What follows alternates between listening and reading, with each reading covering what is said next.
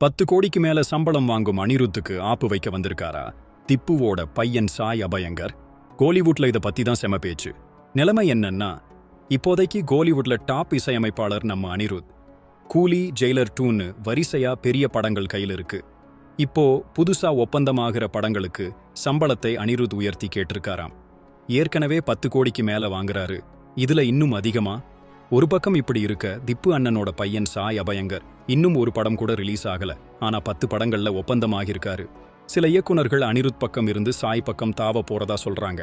அனிருத் அதிக சம்பளம் கேட்கறதும் ஏற்கனவே அவர் மேல இருக்கிற அதிருப்தியும் இதுக்கு காரணம்னு பேச்சு. எழுத்தாளர் ராஜகம்பீரன் என்ன சொல்றாருன்னா, அனிருத் இசை நல்லாதான் இருக்கு, ஒரு புத்துணர்ச்சியும் இருக்கு, ஆனா பாட்டு வரிகளுக்கு அவர் முக்கியத்துவம் கொடுக்காததுதான் மைனஸாம். மொழி முக்கியம்னு அவர் அடிச்சு சொல்றாரு. பாடல்களை கெடுத்த பெருமை அனிருத்தையே சேரும்னு சொல்றாரு. சினிமா துறைனாலே மாற்றம்தான். அனிருத் தமிழை அழிச்சிட்டாரு, இசையில் தமிழ் படுகொலை செஞ்சிட்டாருன்னு கூட சிலர் சொல்றாங்க. ஆனா இளையராஜா மாதிரி எல்லாருமே வர முடியாது. இசைய மக்கள் கிட்ட முதல்ல கொண்டு சேர்த்தவங்க தான் நிப்பாங்கன்னு ராஜகம்பீரன் சொல்றாரு.